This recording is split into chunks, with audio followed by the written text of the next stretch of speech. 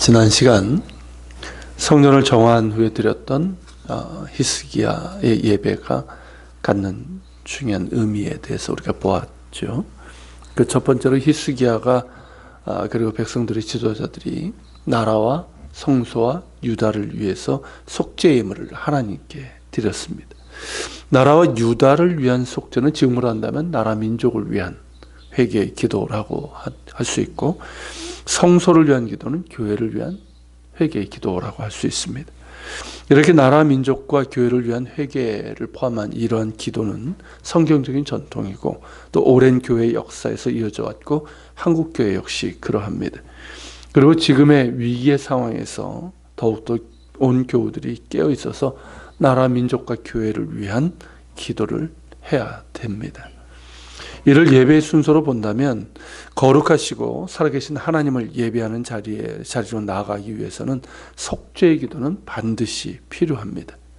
그래서 우리가 예배를 드릴 때 그 순서가 있는 것이죠. 하나님의 영광을 찬양한 후에 신앙 고백이 있고, 그리고 이어서 지난 한 주간의 죄를 참여하는 순서를 갖는데, 우리 자신의 죄를 진실된 마음과 입술로 자백할 때 하나님께서는 미쁘시고 의로우사 우리 죄를 사하시며 우리를 모든 불의에서 깨끗하게 하십니다. 하나님은 마음이 상한 자에게 가까이 하시고 중심에 통회하는 자를 구원하십니다. 그러므로 우리가 하나님께 나아갈 때마다 진실된 마음과 입술로 자신의 저 허물을 고백함으로 회개함으로 나아가야 하고, 그 회개가 단순히 입술의 고백에서 그치는 것이 아니라 우리의 삶의 변화와 선한 열매로 나타나도록 해야 됩니다. 그것이 진정한 회개이고 하나님께서 원하시고 기뻐하시는 회개와 믿음의 열매입니다. 히스기야 예배에서 두 번째 중요한 것은 이 찬송과 노래가 수반된 번제였다는 것입니다. 우선 번제는 희생제물의 전부를 태워서 하나님께 드리는 것인데, 이는 예배자 자신을 하나님께 온전히 드리는 것을 의미합니다. 만일 예배자가 희생제물의 전부를 태워드리는 것처럼 자신의 마음을 온전히 하나님께 드리며 예배한다면 그것은 하나님을 영화롭게 하는 산 제사가 될 것이고 하나님의 긍휼과 자비와 축복이 임하는 예배가 될 수 있습니다. 예배자 자신을 드리는 그 예배에서 하나님의 자비하심과 그 크신 사랑과 크고 위대하심을 높이는 찬양은 필수적입니다. 오늘 본문에서 보는 것처럼 번제를 드리면서 동시에 여호와의 시로 노래하고 나팔을 불며 다윗의 악기를 연주하고 하나님을 찬양했는데, 번제를 마치기까지, 즉 예배를 마치기까지 그렇게 찬양했다는 것입니다. 찬양은 하나님을 높이는 것입니다. 결국 인간적인 감성이나 음악적인 욕구를 채우는 목적이 아닙니다. 우리가 찬양을 통해서 감흥이나 위로나 만족을 얻을 수는 있지만 찬양은 하나님을 높이는 데 목적이 있습니다. 히스기야의 예배에서 사용된 찬양을 보면 알 수 있습니다. 여호와의 시로 노래했다고 했습니다. 다윗과 선견자 아삽의 시로 하나님을 찬송했다고 했습니다. 구체적으로 무엇을 말하는 것일까요? 시편입니다. 그리고 선지자들의 기록인 선지서, 예언서입니다. 선지서를 보면 하나님을 찬양하며 높이는 노래들이 그 안에 있죠. 그것들을 말하는 겁니다. 시편을 채우고 있는 것들이 무엇입니까? 하나님의 크고 높으심이고 그분의 자비와 긍휼이며 사랑입니다. 하나님이 나의 반석이요 요새시며 나의 구원이시라는 찬양입니다. 힘겨운 삶의 고통으로 인해서 탄식하기도 하고 너무 힘들어서 하나님이 지금 어디 계시냐며 흔들리기도 하지만 그 모든 시편들의 결론은 하나님의 선하심과 그 인자하심이 영원하심을 노래하고 있는 바로 그것입니다. 하나님을 찬양함이 그 바탕에 있고 그것이 결론이고 그것이 그들을 숱한 고난과 역경을 이겨낼 수 있는 힘이었습니다. 선지자들 역시 거룩하시고 살아계신 한 분 하나님의 임재를 경험하고 그분의 부르심에 순종하면서 백성들이 섬기는 우상은 헛된 죽은 것들이며 오직 여호와라 하는 하나님만이 살아계시고 거룩하신 하나님이심을 노래했습니다. 이 찬양에 동원된 악기들도 그러합니다. 26절에 보면 다윗의 악기라고 했습니다. 무엇을 말하는 걸까요? 다윗이 연주했던 악기일 수도 있고 다윗이 만든 악기나 혹은 다윗이 레위인들의 반열을 정비하면서 연주하도록 정한 그런 악기일 수도 있을 겁니다.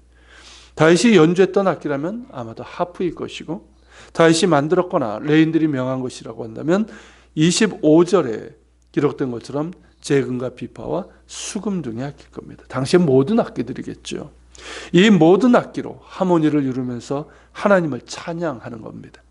레위인들의 악기 연주와 함께 노래하는 자들, 곧 지금의 찬양대라고 할 수 있는 이들과 온 회중이 시편과 선지서의 내용으로 하나님을 찬양하고 있는 겁니다.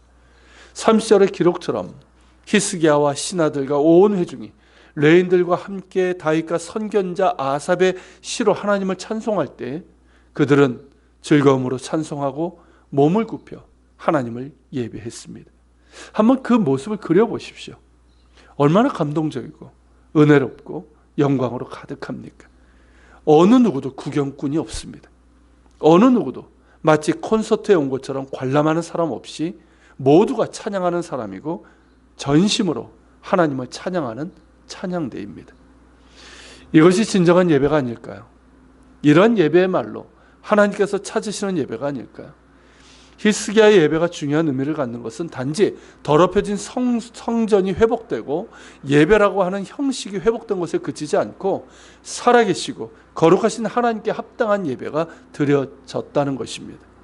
자신들의 죄를 진실한 마음으로 회개하는 속죄의 제물이 드려졌고 그 죄를 용서하시고 긍휼을 베푸시는 하나님, 그 하나님을 그 시편 기자들이 찬양했던 그 선하심과 인자심이 영원하신 하나님을 왕과 신하들과 온 회중이 전심으로 찬양하고 즐거움으로 찬송하며 몸을 굽혀 하나님을 예배했다는 것입니다. 그러기에 히스기야 때를 다윗의 때에 비견하는 것입니다.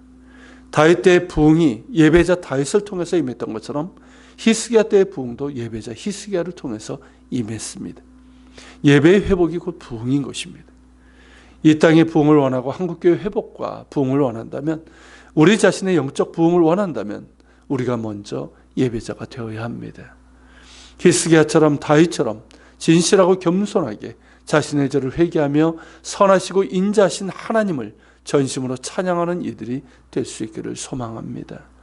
그것이 하나님을 합당하게 대우하는 것이기에 마땅합니다.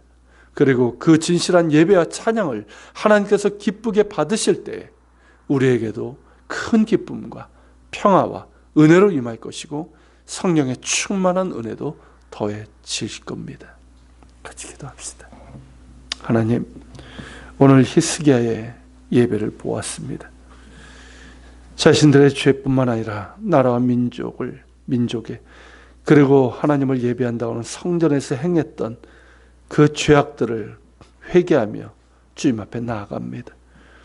그리고 진실된 마음으로 회개했을 때 그 죄를 용서해 주시는 선하시고 인자심이 영원하신 하나님을 그 모든 악기와 전심으로 하나님을 찬양하는 감동적인 예배입니다. 하나님, 이런 예배가 우리 가운데 다시금 회복되게 하여 주옵소서.